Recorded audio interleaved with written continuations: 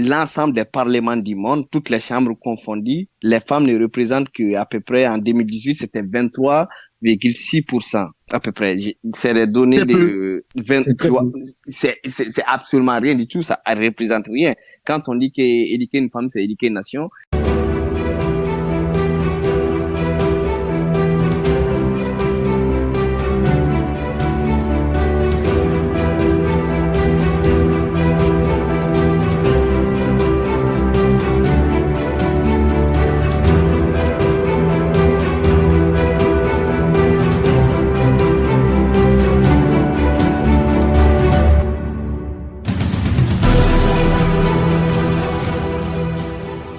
Thème d'aujourd'hui qui est celui des femmes au pouvoir. Et moi, je voulais faire une transition assez vite fait avec la reine d'Angleterre. Vous l'avez dit, M. Koné, M.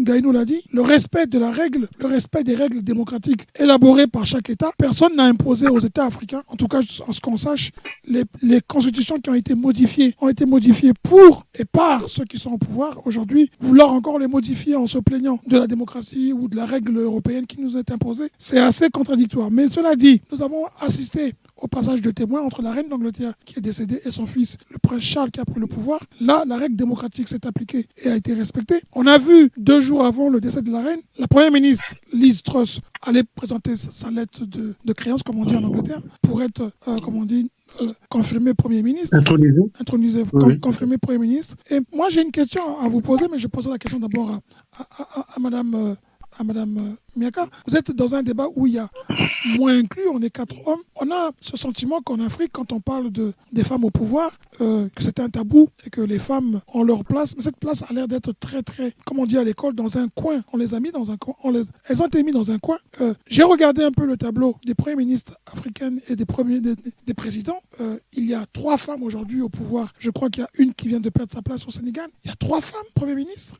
Il n'y a pratiquement aucune, je ne sais pas, qui est présidente aujourd'hui. Est-ce que vous vous sentez un peu seule, ou plutôt Madame Miaka, comment vous interprétez ça aujourd'hui?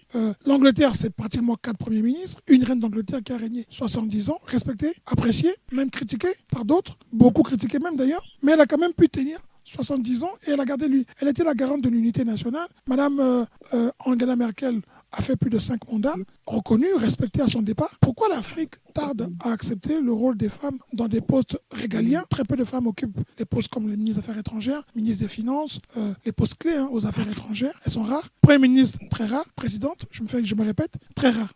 À votre avis, tout de suite, à chaud, vous qui êtes femme, vous pensez quoi? C'est-à-dire que c'est un peu comme ce qu'on venait de dire en démocratie. Par exemple, en Afrique, les gens, ils prennent la politique, enfin les dirigeants, ils prennent les partis de la démocratie, le principe qui les arrange pour se maintenir au pouvoir. Mais concernant la femme qui doit assurer une haute fonction en politique, l'Afrique, j'estime que c'est vrai que l'Afrique est grandement en retard. Ceci dit, je me dis que c'est une personne qui doit commencer. C'est quelqu'un qui doit lancer le flambeau. Quand en France, je crois, c'était le gouvernement Mitterrand en 88, quand il a nommé Edith Cresson au poste de Premier ministre, c'était complètement ahurissant.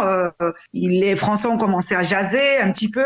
En moins d'1 an, elle a quitté son poste. Il a enlevé. Mais en posant cet acte-là, non seulement il a tenté quand même de faire respecter la loi de 1968 en 1968 pour faire respecter les droits des femmes. En posant cet acte, il a essayé aussi de lancer un signal fort. C'est vrai, en ce moment la France n'était peut-être pas prête à avoir une dame pour assurer une haute fonction. Mais c'est grâce à ce signal-là, grâce à cette action de Mitterrand aujourd'hui, 30 ans plus tard, qu'on retrouve aujourd'hui Madame Borne en tant que première ministre. Donc, j'estime que l'Afrique est grandement en retard. Elle est en retard en ce sens que elle perçoit encore la femme dans son rôle essentiel du départ, en tant que femme qui doit rester au foyer, en tant que femme qui doit pas avoir la voix plus forte que l'homme, en tant que femme qui doit pas avoir un salaire supérieur à l'homme, en tant que femme qui doit pas assumer, qui doit pas avoir un diplôme plus haut que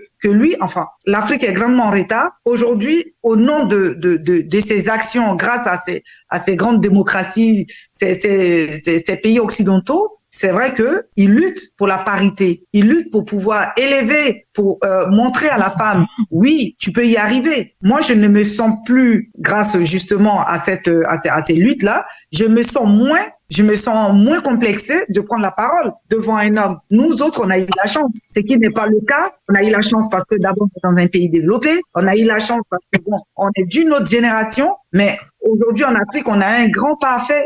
On a un grand pas à faire parce que les femmes sont en retard. En tout cas, au niveau de ce qu'on perçoit d'elles, au niveau de ce que on pense qu'elles peuvent assumer des grands rôles, des grandes fonctions, rien qu'à voir souvent aussi dans les ministères, dans un gouvernement. Vous n'allez pas voir le nombre de femmes ministres plus élevé que le nombre de femmes, que le nombre d'hommes ministres. En France, on en a 22 femmes et 21 hommes. Mais en Afrique, ça se verrait jamais. Donc, j'ai envie de dire que c'est un combat qu'il faut mener. Il faut continuer à éveiller les consciences. La femme est le seul être qui peut assumer tous les rôles possibles. C'est-à-dire la polyvalence, elle peut servir son pays en tant que fonctionnaire, en tant que haute autorité, et elle peut assumer son rôle de femme en tant que mère et épouse. Donc, il faudrait que l'Afrique change son regard. Il faudrait que l'Afrique change sa mentalité.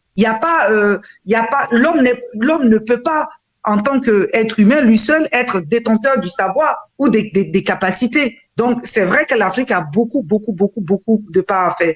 L'Afrique a beaucoup de choses. Et moi, j'encourage. Je suis très contente d'être dans des pays où aujourd'hui on reconnaît la femme, on reconnaît les capacités intellectuelles d'une femme. On la reconnaît en tant qu'être humain pouvant servir, étant capable de servir. On voit au-delà de la femme, qu'on ne la rabaisse pas, qu'on ne ramène pas la femme à son statut d'être inférieure ou d'être aidante forcément. D'accord. Voilà. Merci beaucoup, Madame Magnifique. Monsieur Ntion, vous qui êtes président du parti avec Monsieur Koné, on va prendre M. Koné après vous. Monsieur Ndion, votre parti a présenté des candidats. Je ne sais pas quelle a été la parité que vous avez, si vous l'avez respectée ou pas du tout. Il y a un débat. C'est 30%. D'accord, 30%, c'est pas l'égalité. Il y a un débat donc, pour beaucoup d'hommes, c'est de dire que les femmes ne font pas assez de lobbying, elles ne sont pas assez disponibles, elles ont beaucoup de charges à la maison. Et donc, on ne peut pas les mettre à des tâches où le lobbying dépasse, qu'il faut être disponible à 4 heures sur 24. Moi, je vous pose une question. On va prendre un exemple, celui du Congo. Moi, j'ai comptabilisé à peu près 17 premiers ministres, 0 femme première ministre, 17 gouvernements, on va dire. Pas une femme n'a occupé le poste des affaires étrangères, à ma connaissance, de l'économie, de la défense, pour ne citer que ces ministères-là, qui sont des ministères régaliens. Pour vous, si vous étiez aujourd'hui demain matin en fonction, ou si vous aviez la chance de proposer des réformes, pensez-vous que la réforme sur le rôle des femmes en politique et des postes qu'elles occupent ne devrait pas évoluer ? Si, je suis tout à fait d'accord avec l'analyse qui a été faite par Madame Miaka, Sabine. Je suis d'accord avec votre observation pertinente. Il faut faire évoluer justement la loi dans ce sens-là. Parce que je pense que entre l'homme et la femme, la personne qui est la plus polyvalente dans toutes les fonctions, je pense que c'est la femme. Parce que ce que la femme fait, rien qu'au quotidien, par rapport à ce que l'homme fait, il n'y a pas photo. Ça, c'est de un. Mais au-delà de tout ça, je pense que c'est un problème d'abord de changement de mentalité. L'homme est un éternel,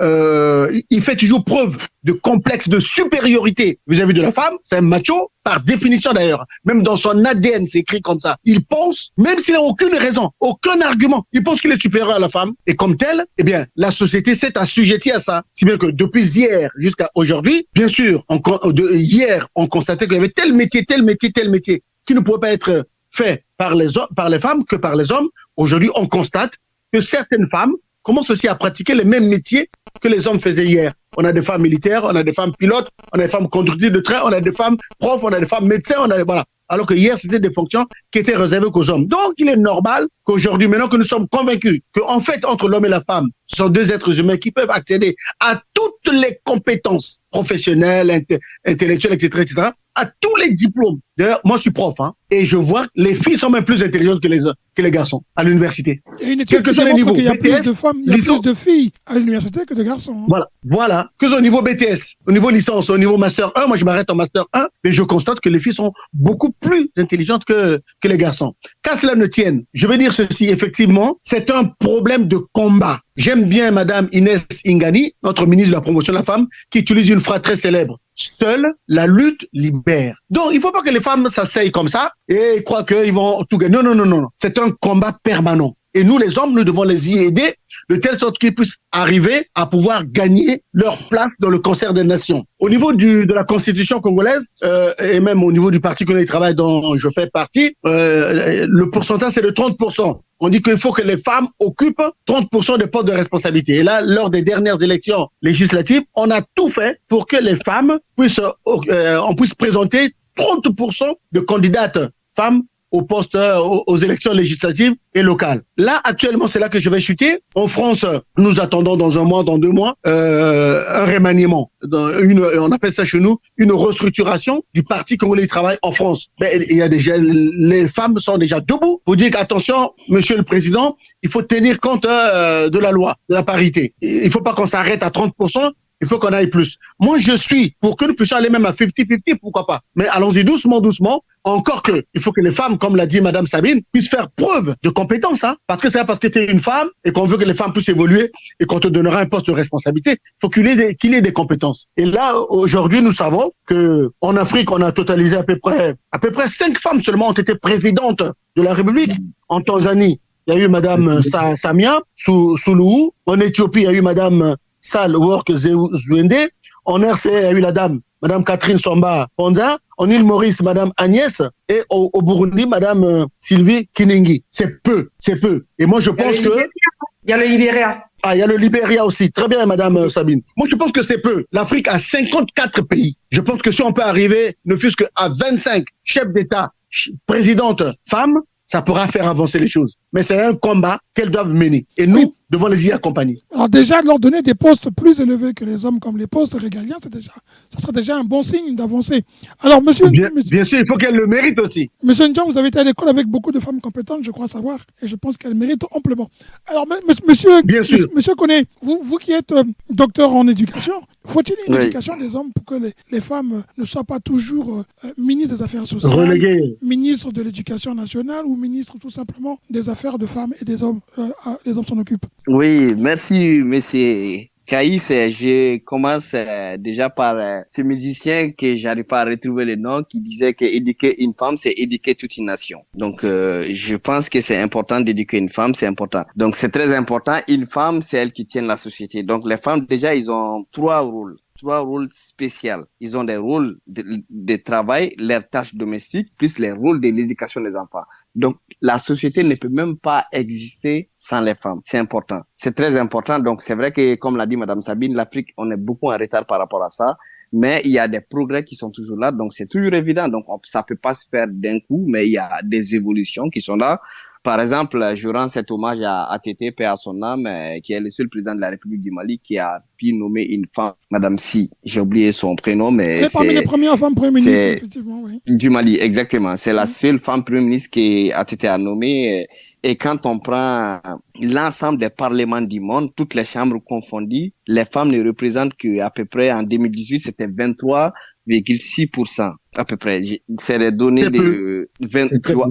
C'est absolument rien du tout. Ça représente rien. Quand on dit qu'éduquer une femme, c'est éduquer une nation. Et quand on voit la proportion des femmes représentées dans le gouvernement, dans les parlements, tout ça. Donc, je pense que c'est une prise de conscience très importante que nous, parce que moi, personnellement, j'ai fait mes études avec des filles qui sont extraordinaires, qui étaient toujours d'une brillantisme, qui étaient toujours brillantes d'une façon extraordinaire, quoi. Donc, en réalité, nos États doivent promouvoir cette égalité, donner plus de chance à la fille. Nous avons cette politique dans nos systèmes éducatifs publics aujourd'hui qui est extraordinaire, où on encourage vraiment l'éducation des filles, tout ça. Donc, c'est important qu'elles soient aussi reflétées sur le plan représentativité, tout ça. Donc, c'est très important. Donc, je pense que on est dans une dynamique, comme l'a dit Madame Sabine, c'est un combat. Donc, il faudra continuer toujours à encourager cette initiative aussi. C'est important, surtout dans nos jeunes États, c'est très important parce que quand on prend la proportion des jeunes filles, elles sont plus en augmentation par rapport aux jeunes garçons. Donc, c'est plus important. Et puis, une fille éduquée, comme on le dit, c'est toute une nation. Donc, c'est important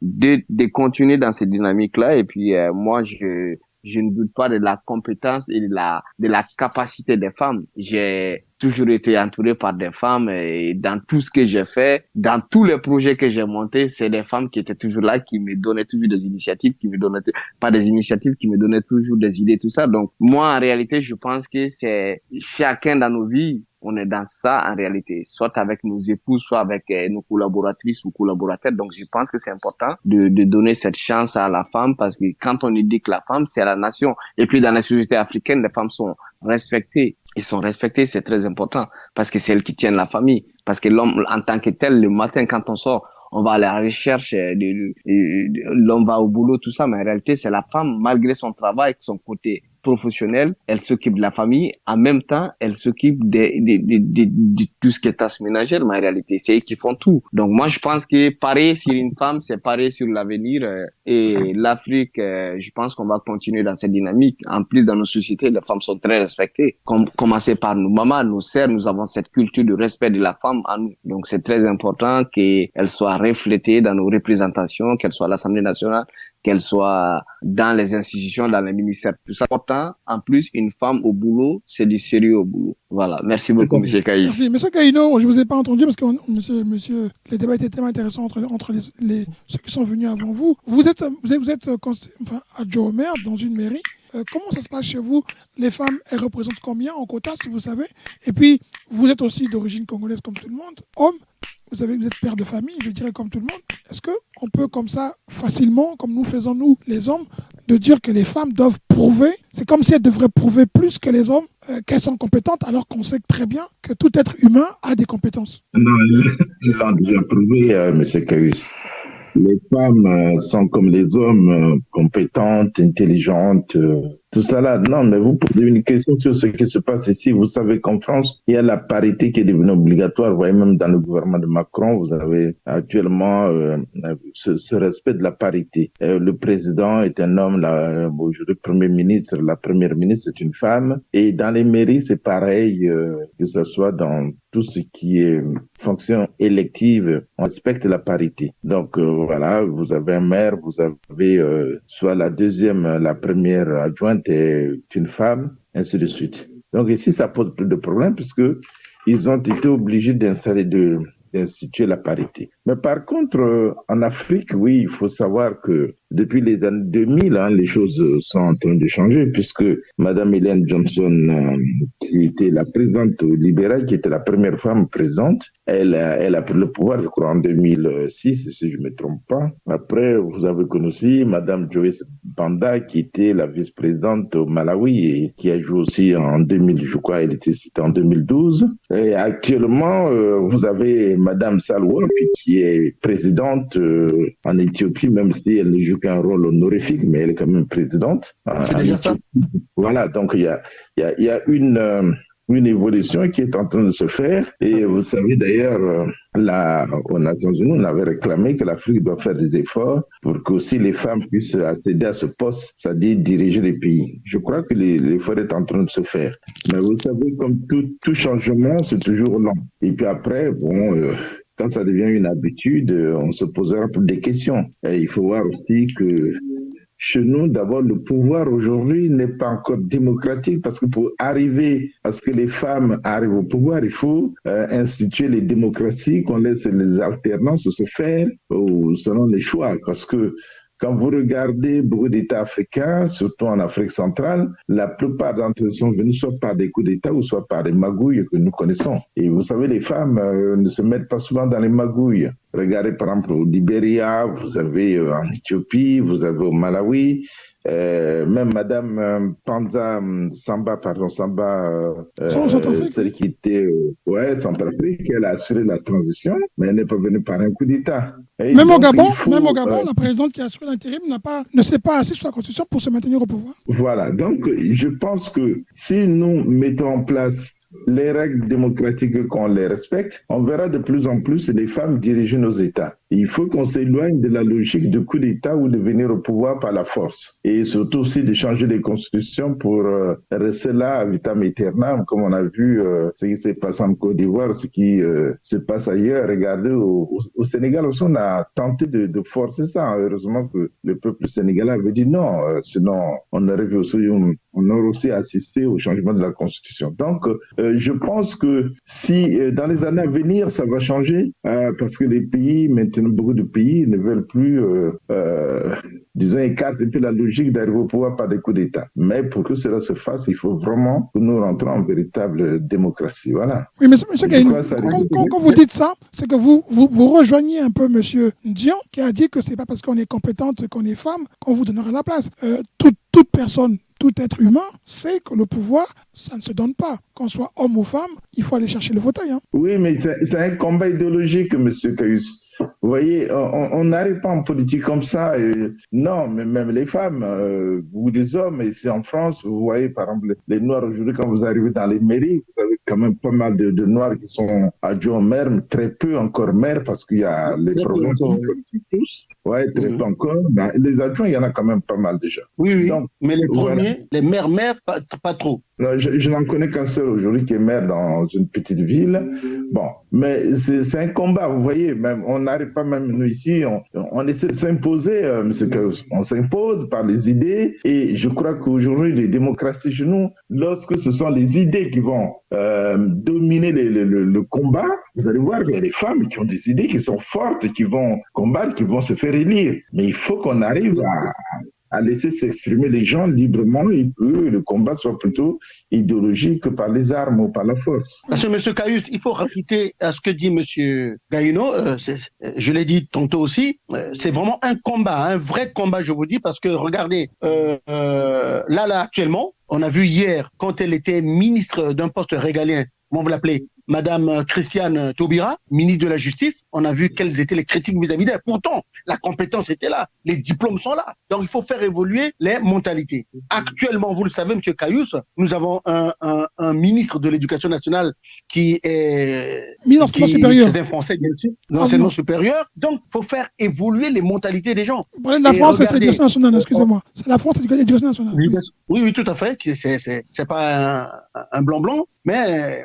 Vous voyez les critiques, hein. Donc, en Afrique, c'est la même chose. Il faut faire évoluer les mentalités et surtout sur le plan légal. Si c'est inscrit noir sur blanc dans la Constitution, les choses commenceront à bouger d'une part. Et d'autre part, ça donnera le courage aux femmes aussi de s'inscrire dans la politique. Parce que les femmes sont venues très en retard en politique. Hein. Je vais vous donner en une minute quelques statistiques sur le Congo. Le Congo, la première femme qui fut nommée ministre, c'est en 1995-1976. Madame Émilie Manima. Elle est rentrée pour la première fois dans un gouvernement. 1976, alors que nous avons eu notre indépendance en 1960. Et actuellement, nous avons quoi? 33,33% de femmes qui sont de la Cour constitutionnelle, 25% à la Haute Cour de justice, 50% de femmes sont au Conseil économique. Le Congo n'est pas un exemple.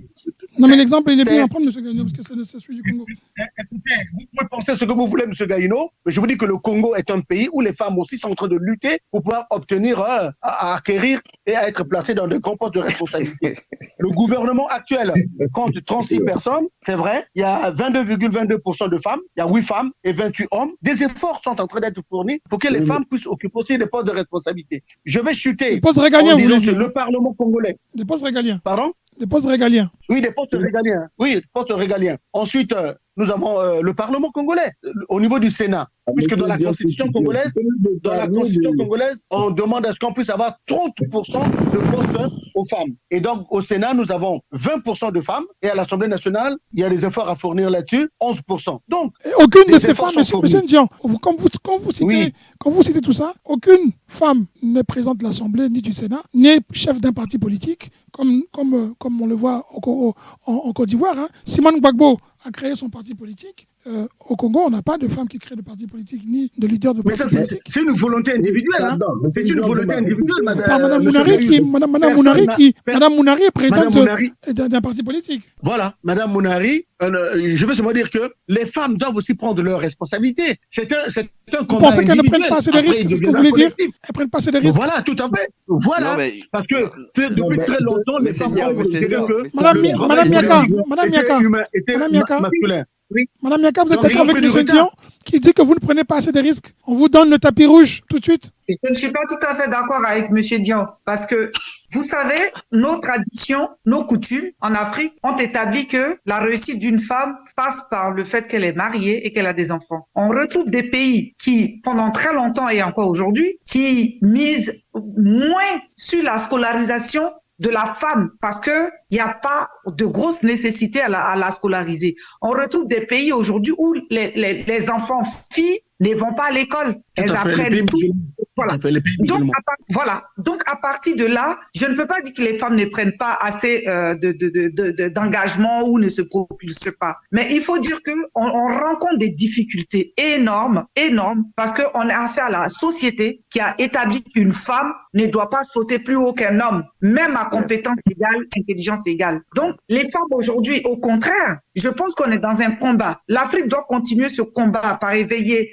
C'est un véritable combat qu'il faut mener. Il faut mener ça par l'éducation, il faut mener ça par le changement des mentalités, par modifier le regard que la société africaine porte vis-à-vis de la femme africaine. Mais on prend nos responsabilités. Il y a des femmes qui s'engagent aujourd'hui. On a vu en Côte d'Ivoire Madame Simone. Madame Simone, elle est engagée dans la politique. Quand bien même qu'elle rencontre des difficultés, mais elle s'est engagée. Aujourd'hui, elle est présidente d'un parti. Il y a des femmes qui s'engagent. Mais n'empêche qu'il y a quand même des pots de banane qu'on nous met sur la route. Et surtout en Afrique, les mentalités sont encore rétrogrades vis-à-vis de la femme. Ça, c'est le vrai problème. Ouais. Ça, c'est le vrai problème, Madame Sabine. Le problème des mentalités. Mais c'est genre, tout ça, c'est un problème d'éducation. Comme l'a dit, rappelez Madame Sabine, c'est un problème d'éducation en réalité. Donc, il faut revoir tout ça en réalité. Donc, c'est important. Et vous, monsieur Koné, dans votre parti, oui. le Rama, vous en êtes où? La parité est respectée? Mais la parité, elle est respectée dans notre parti. Au contraire, les femmes ont plus de pouvoir dans notre parti que les hommes. Ça, je peux vous garantir ça. Si vous avez mon président, vous pouvez en débattre avec lui. Les femmes ont plus de place parce qu'en tant que je représente le parti, je suis représentant de la diaspora. Oui, je disais que quand j'ai été à la présentation du parti au Palais des Congrès, j'ai été impressionné par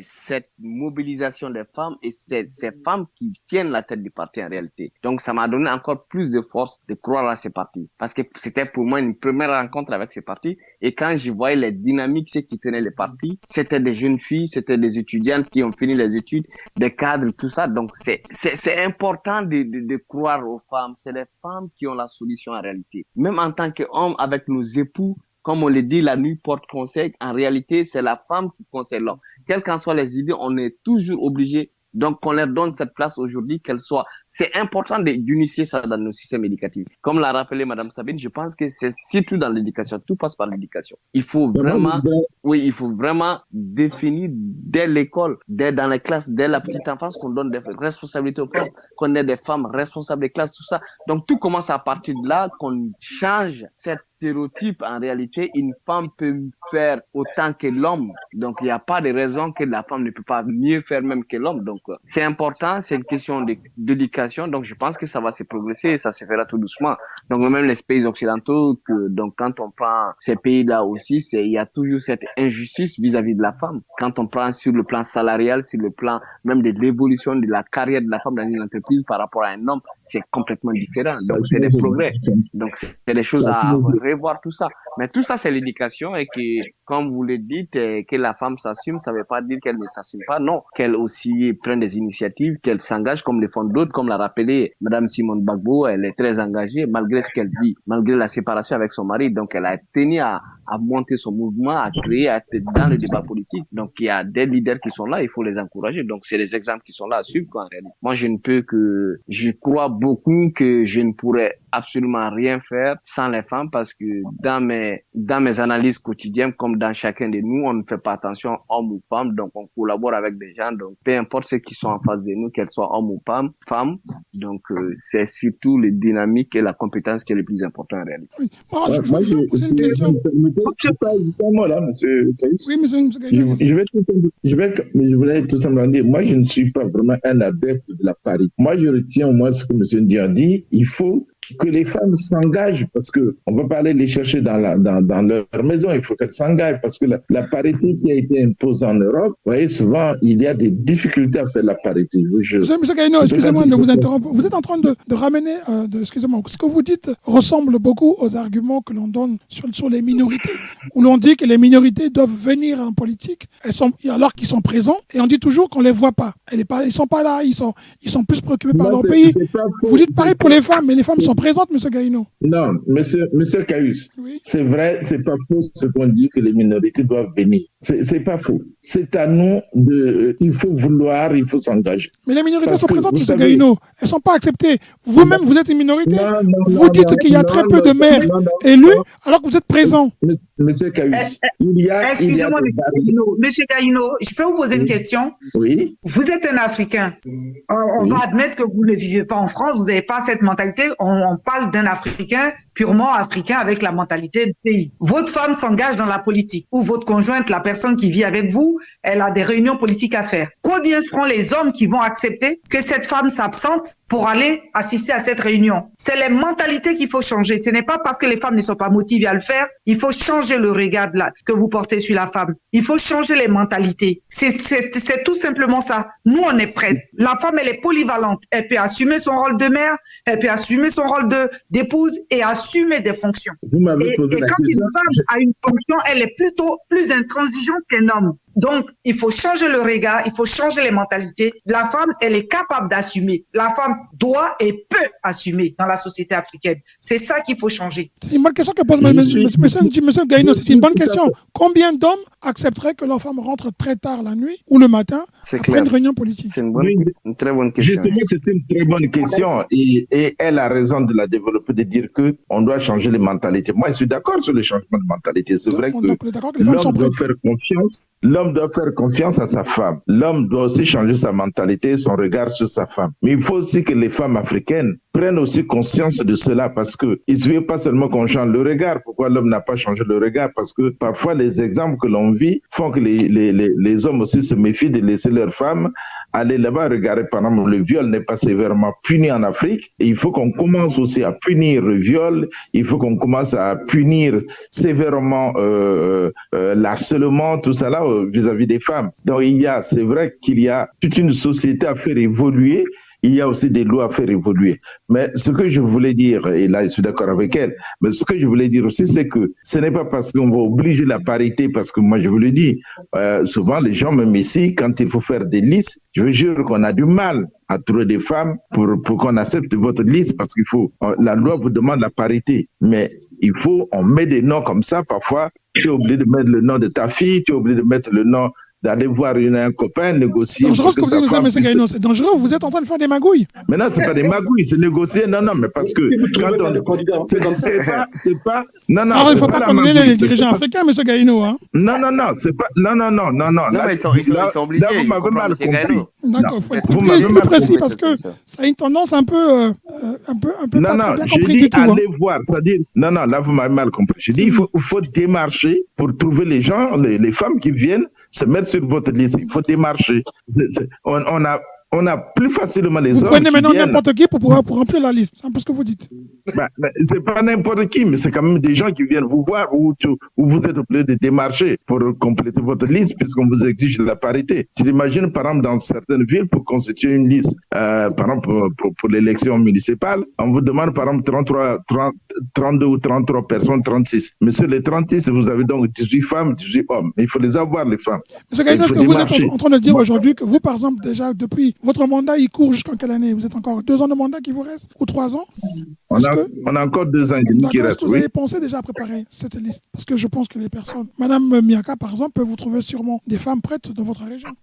N'attendez pas dernière minute. Non, mais écoute, c'est pas dernière minute. Moi, par exemple, ma liste, nous étions candidats aux élections élections passées, qu'on avait raté de très peu, mais on avait déjà une équipe. Donc, c'est cette équipe qui s'était maintenue. Donc, on n'a plus de mal à trouver des femmes. Donc, pour vous, les femmes doivent se lancer, doivent aussi se faire voir. Vous ne les voyez pas assez. Tout à fait, parce que moi, je connais des gens qui n'ont pas pu présenter leur candidature parce qu'ils n'ont pas pu constituer leur liste. Et souvent, la difficulté, c'était la parité. Monsieur Ndian, je vous pose une question, monsieur Ndian. Excusez-moi, monsieur Ndian. Quand on regarde un peu les réseaux sociaux, quand on regarde ce que disait tout à l'heure Mme Miaka au début, quand on a nommé Mme Edith Cresson, elle a été la risée de beaucoup de gens. Et est-ce que vous ne constatez pas que aussi sur les réseaux sociaux, on a tendance à beaucoup plus se moquer des femmes en politique et dans le gouvernement congolais, par exemple? Pour notre exemple à nous, on se moque très facilement des femmes, et même si on critique beaucoup les hommes dans leur gestion, mais les femmes sont beaucoup plus la risée que ne sont leurs collègues masculins. À tort, bien sûr. C'est une vérité ce que vous dites. Et la preuve en est que Mme Edith Cresson est restée 1 an. Moins d'1 an. Parce qu'il y a trop de critiques. Moins d'1 an. Voilà. Trop de critiques. Et là, vous avez vu même comment est-ce que les gens boudaient l'élection de la dame, là, qui est actuellement première ministre. Madame Borne. Madame Elisabeth Borne. Donc, c'est le propre de l'homme. L'homme est macho par définition. Il a le machisme dans son ADN. Il se moque toujours de la femme, il croit que la femme est inférieure. Alors que je vous dis que les femmes sont plus compétentes que les hommes, sont de bonnes gestionnaires. Je vous dis, moi je prends des niveaux BTS, licence et master, je ne connais pas des hommes meilleurs que les femmes. Non, c'est toujours les femmes qui sont dominantes, qui sont plus intelligentes, avec les meilleures notes en économie, en droit et en management, plus que les autres. Mais l'homme est comme ça. C'est un éternel complexe. Il a eu le complexe de supériorité vis-à-vis de la femme. Voilà pourquoi il a la facilité, la langue facile de pouvoir critiquer la femme. Mais tu lui demandes de critiquer un ami homme comme lui, qui a mal géré son portefeuille ministériel, il ne pourra pas. Parce que c'est des peureux, les hommes. Alors, Madame Yaka, oui. Quand vous voyez Madame Gbagbo, qu'on a vu Madame Winnie Mandela, femme très caractérielle, on leur reproche souvent ce côté un peu caractériel. On pense que Madame Gbagbo, elle crée son parti par esprit revanchard envers son mari. Vous pensez que c'est pas par revanche, c'est surtout parce qu'elle a une ambition? Moi, je pense naturellement qu'elle a une ambition. Parce que à la base, avant qu'elle ne divorce, elle a eu cette ambition. C'est une femme engagée, c'est une femme de caractère, c'est une femme de conviction. Donc, à partir de là, aujourd'hui, qu'on interprète ces qualités qu'elle a en défaut pour dire que bon, c'est de la frustration qu'elle démontre. Moi, c'est la rabaisser, c'est la réduire au statut de femme. Non, admettons que c'était deux meilleurs amis qui s'étaient séparés. Et que l'autre on n'allait pas dire forcément que c'est parce que c'est une femme frustrée. Moi, je pense que Madame Simone Gbagbo, c'est un flambeau, c'est un signal, c'est un symbole pour les femmes qui veulent s'engager. Il faut faire évoluer les choses. Aujourd'hui, en Afrique, bien évidemment, prenez le cas d'un homme qui fait des filles et un autre homme qui fait des garçons. Vous allez voir, celui qui fait des garçons, il va s'égosiller. Comme le co-débatteur l'a dit, c'est le côté macho. En Afrique, on considère qu'aujourd'hui, une femme, un homme qui fait que des femmes, il n'a pas d'héritier. Parce que pour eux, il n'a pas de garçon. Mais c'est des mentalités qu'il faut faire évoluer. Aujourd'hui, dans la société, la femme, elle peut prendre n'importe quel rôle. Elle peut jouer n'importe quel rôle. Elle peut prendre n'importe quelle place. Une femme peut bien hériter, elle peut assumer un héritage. Donc, il faut faire évoluer les mentalités. Madame Simone Gbagbo, c'est un signal fort. C'est vraiment un modèle. C'est un exemple que les autres femmes doivent regarder. Grâce à son combat aujourd'hui, à son statut, beaucoup de femmes se disent capables. Pourtant, elles l'étaient, elles le sont. Mais au fond d'elles, celles qui étaient complexées, celles qui étaient réticentes, elles savent qu'elles peuvent y arriver. Elles savent qu'elles peuvent prendre la parole, qu'elles peuvent diriger, elles peuvent être à la tête. Donc, moi, j'encourage plutôt ça. Je ne considère pas que ça soit de la revanche, ni de la frustration. Quand bien même qu'il y en a, il peut en avoir, c'est normal. Lors d'un divorce, il y a toujours ça. Mais c'est pas ça qui lui fait mener le combat. Je vais compléter, Madame Sabine, juste en une phrase. Madame Sabine, je vais vous compléter juste en une phrase. Monsieur Caius, juste pour voir le niveau de macho des hommes. lorsque Laurent Gbagbo sort de prison, il vient, son parti existait toujours, hein. Et après réflexion, il a estimé qu'il faut créer un nouveau parti. Personne n'a rien dit, parce que c'est un homme. Personne n'a rien dit. Mais lorsque la femme de Laurent Gbagbo, à son tour, veut créer un nouveau parti, tout le monde jazz. Tu comprends? Donc, les hommes, c'est comme ça. Ils sont toujours machos. Ils sont dans des stéréotypes. Ils estiment que la femme ne peut pas faire ça. C'est l'homme qui doit faire. Mais non. Voyons, aujourd'hui, on a des femmes qui sont pilotes d'avion. On a des femmes qui sont conductrices de train. On a des femmes qui sont militaires. On a des femmes qui sont parachutistes. On a des femmes qui sont... Mais pourquoi les hommes... Monsieur Ndian, excusez-moi. Pourquoi les hommes notent cela comme une exception? C'est exactement ce que disait, excusez-moi, c'est ce que disait un peu Alain Mbankou sur une chaîne, je crois que c'est France 2, quand on parlait des Noirs de France. Il disait que quand on voit un Noir occuper un poste, on dit c'est le premier Noir qui occupe ce poste. C'est le premier Noir. Pourquoi on en est à être étonné des compétences des uns et des autres? Ça, c'est le comportement des Français ou des Occidentaux, qui, eux, par définition aussi, minimisent toujours les Africains, les Noirs, alors que dans l'histoire... Mais les hommes minimisent aussi celui des femmes. Oui, justement, c'est-à-dire que c'est pour dire que pour eux, le Noir, pour qu'il soit au même piédestal que le Blanc, il doit travailler 2 fois. Et lorsqu'il réussit, on dit que c'est une exception. Alors que c'est pas vrai. Monsieur Caius, nous sommes en France. Tu demanderas à Madame Sabine, tu demanderas à Monsieur Koné, tu demanderas à Monsieur Gaïno, tous les Noirs qui occupent des postes de responsabilité, quel que soit leur niveau, ils sont compétents. S'il est infirmier, si elle est infirmière, s'il est prof, s'il est médecin, ils sont bons. C'est la raison pour laquelle on les garde. Parce que les Blancs, les Occidentaux en règle générale, c'est la compétence. Hein. Tu es bon, on te garde. T'es pas bon, on te fout dehors. Hein. Si nous sommes là encore en France, des années dans les postes que nous occupons, c'est parce qu'on est bon. C'est tout. Donc, c'est pas une exception en tant que telle. Mais pour te rabaisser, l'occidental va toujours dire ça. Ah, c'est le premier Noir qui est. C'est le premier Noir qui est. Tant bien même que sur ces postes de responsabilité, c'est le ministre de l'Éducation nationale. C'est vrai, c'est le premier Noir qui occupe un ministère régalien de ce type-là. Mais il y a eu aussi Madame Rachida Dati, qui a occupé aussi le poste de ministre de la Justice. Il y a aussi Madame, comment tu l'appelles, Christiane Taubira, qui est aussi ministre de la Justice. Son règle, la loi du mariage gay, le mariage pour tous, etc. C'est toutes ces femmes-là, tu verras, elles étaient très bonnes. Elles étaient compétentes. On dit c'est les premières. C'est pour nous rabaisser, c'est tout. Alors, pour terminer, moi, je vous remercie beaucoup parce qu'on a vraiment fait le tour et je pense qu'on a fait le tour de tous les sujets.